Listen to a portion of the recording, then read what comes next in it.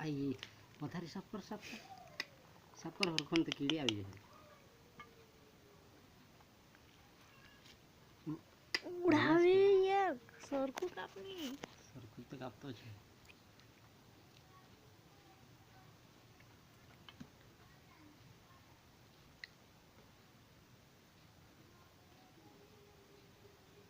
કામ થઈ ગયું ઓછું.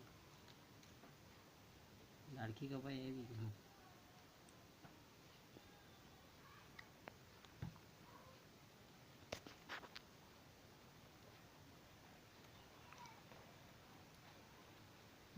મારા પર જ ઉડે.